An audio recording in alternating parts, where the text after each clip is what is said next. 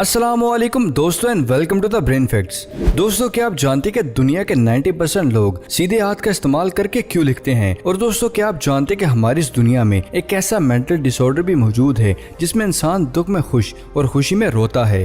हो गए ना हैरान परेशान? ऐसे ही फैक्ट्स आप आज की वीडियो में जानोगे, तो वीडियो एंड तक जरूर देखिएगा। चलते हैं आज के वीडियो की तरफ।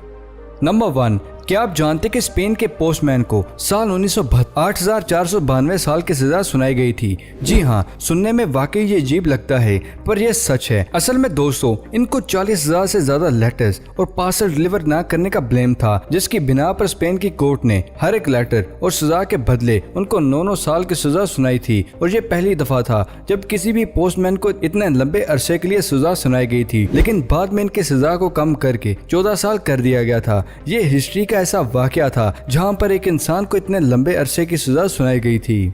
नंबर 2, क्या आप जानते कि इस दुनिया में फ्लाइंग डेजर्ट नाम के ग्लेशियर भी मौजूद है, जो किसी भी इमरजेंसी सिचुएशन में अपनी जान को बचाने के लिए किसी भी ऊंची जगह से जंप करके अपने विंग्स को खोल लेते हैं। और अमेजिंग बात ये भी है कि इसकी बॉडी इतनी ज्यादा अलाइंड और परफेक्ट शेप में ग्रो करती है कि सिर्फ इन्हीं विंग्स की मदद से वो काफी ज्यादा डिस्टेंस तक हवा में फ्लोट कर सकती है। ये तो बात होगी लिजर्ड की क्वालिटी की। अब मैं बात करता हूँ कि क्या आपने इस लिजर्ड को हवा में उड़ते हुए देखा है? नहीं देखा तो कोई बात नहीं, क्योंकि जो आपने देखा नहीं होता वही दिखाने के लिए हम हाजिर होते हैं। चलिए देखते हैं उस अमेजिंग वीडियो क्लिप को। दोस्तों अभी जो आप अपनी स्क्रीन पर जो वीडियो क्लिप देख रहे हैं, उसमें एक फ्लाइंग डेजर्ट लिजर्ड को हवा में फ्लोट करते हुए स्लो मोशन में दिखाया जा रहा है, जहां पर आप ये साफ तौर पर देख सकते हैं कि ये लिजर्ड कितनी ही अमेजिंग वे में अपने विंग्स को खोलकर हवा में कितनी ही दूरी से आसानी से फ्लोट कर सकती है। इसलिए हम ये कह सकते हैं कि ये लिजर्ड का सुपरमैन जरूर है।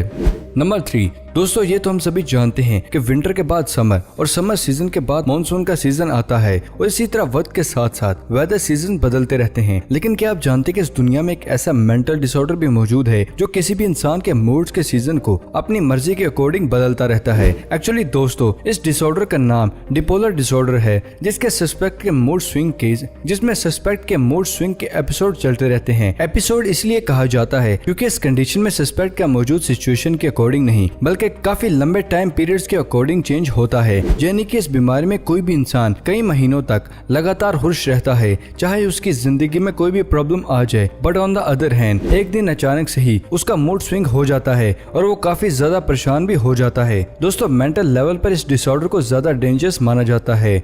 फॉर एग्जाम्पल अगर किसी भी इंसान के हैप्पी पीरियड्स चल रहे हैं जहां पर वो बहुत ही खुश है, और इसी सिचुएशन में उसको किसी भी गम में शिरकत करनी पड़े, तो उस इंसान के साथ क्या होगा? सच में रोंगटे खड़े हो जाते हैं। आपको क्या लगता है कि उस सिचुएशन में उस इंसान के साथ क्या होगा? अपनी राय कमेंट सेक्शन में हमारे साथ जरूर शेयर कीजिएगा।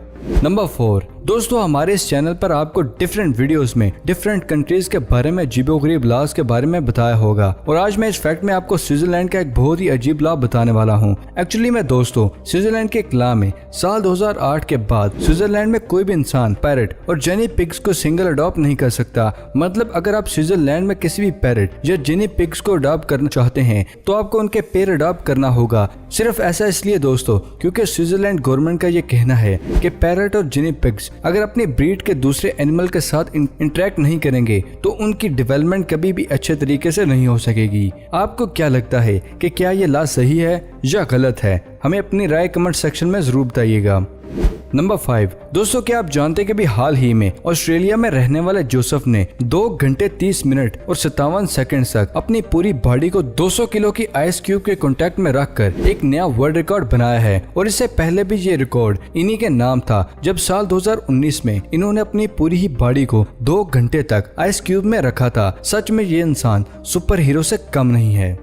नंबर 6, दुनिया के 90% लोग सीधे हाथ का इस्तेमाल करके क्यों लिखते हैं? असल में बहुत ही कम लोग ये ऐसे होंगे जिनको ये मालूम होगा, लेकिन क्या आप जानते कि इसके पीछे भी एक सिंपल साइंस मौजूद है, और इन सभी चीजों में सबसे मेन रोल प्ले करता है ह्यूमन ब्रेन। जैसा कि हम सभी जानते हैं कि ह्यूमन ब्रेन का राइट हाफ ब्रेन हमारी बॉडी की लेफ्ट साइड और लेफ्ट ऑर्गन को कंट्रोल करता है, और left half brain human body की राइट साइड और राइट ऑर्गन को कंट्रोल करता है, और जहाँ से स्टार्ट होता है राइट हैंडेड बनने का शौक। असल में दोस्तों, जब भी हम किसी नई लैंग्वेज का बोलना या लिखना स्टार्ट करते हैं तो इस कंडीशन में हमारा ब्रेन का लेफ्ट हेमिस्फीयर बहुत ही बड़ी क्वांटिटी में डाटा को प्रोसेस करता है। यानी कि आप ये कह सकते हैं कि जब भी हम किसी नई लैंग्वेज को सीखते हैं या बोलते हैं तो उस कंडीशन में ह्यूमन ब्रेन की लेफ्ट साइड काफी ज्यादा एक्टिव होती है। जैसा कि हम तो ये जानते हैं कि left half brain human body के राइट साइड को कंट्रोल करता है, तो इसीलिए यहाँ पर बहुत बड़ी पॉसिबिलिटी जनरेट हो जाती है कि बच्चा बचपन में ही किसी भी नई लैंग्वेज को सीखता है या लिखता है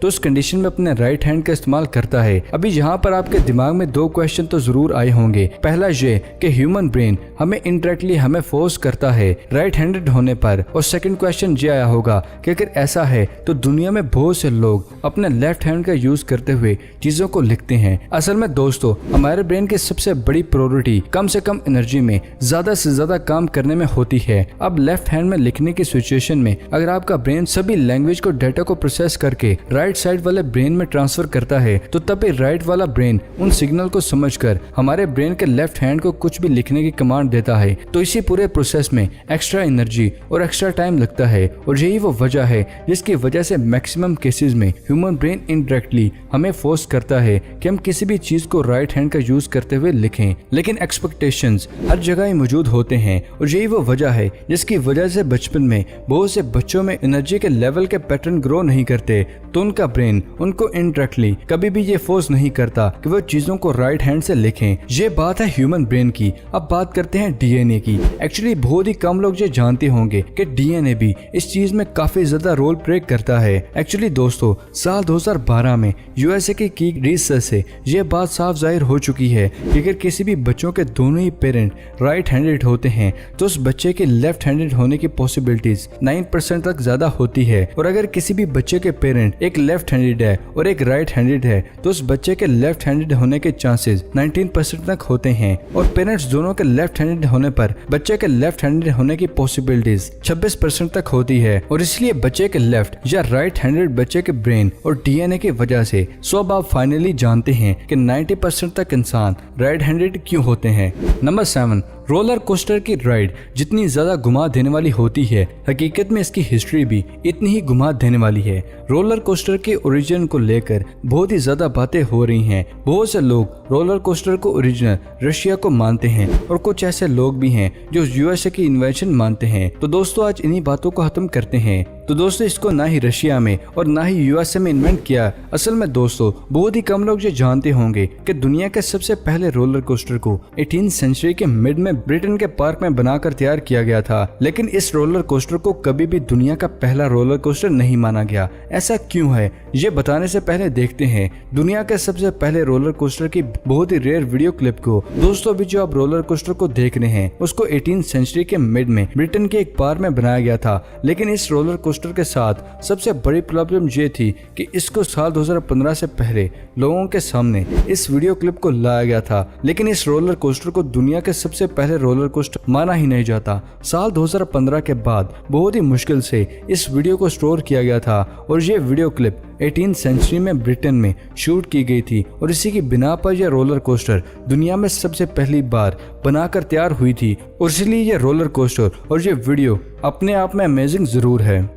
नंबर 8, इस वीडियो में आप देख रहे हैं कि जैसे इस लिक्विड में रॉड को डाला जाता है तो लिक्विड इस रॉड के साथ ऊपर आने लगता है। अब इस वीडियो की साइंस को जानने के लिए आप ये बेचैन हो रहे हैं, तो दोस्तों क्रैक करते हैं इसके पीछे की साइंस को। एक्चुअली दुनिया में ऐसे बहुत से लिक्विड होते हैं जो न्यूटन के लॉ को अडॉप्ट नहीं करते, और इन लिक्विड को नॉन न्यूटन फ्लूइड के नाम से जाना जाता है। अब होता कुछ यूं है कि जब भी लिक्विड में किसी भी रॉड को डालकर रोटेट किया जाता है तो वो लिक्विड रॉड के चारों तरफ फैलना स्टार्ट हो जाता है। ऐसा इसलिए होता है दोस्तों क्योंकि जैसे किसी भी फ्लूइड के अंदर रोटेशन को स्टार्ट किया जाता है तो इस फ्लूइड में एटम्स के बॉन्ड टूटने लगते हैं और ये मॉलिक्यूल्स चारों तरफ फ्रीली ट्रेवल करने लगते हैं। But on the other hand इस फ्लूइड की बात की जाए तो ये एक स्लाइम है जो कि नॉन न्यूट्रिशन फ्लूइड होता है। जैसे ही रॉड को इसमें डालकर रोटेट किया जाता है तो इसके फ्लूइड्स के बॉन्ड टूटने की जगह पर एक दूसरे के साथ नए और स्ट्रॉन्ग बॉन्ड्स बनाने लगते हैं, जिसकी वजह से ये फ्लूइड रॉड से दूर जाने के बजाय रॉड के साथ चिपक जाता है और ये फ्लूइड बहुत ज्यादा विकस होता है। तो जैसे ये किसी रॉड पर ट्रेवल करने लगता है तो एक टेंशन जनरेट होती है और इसी टेंशन की वजह से फ्लूइड के मॉलिक्यूल्स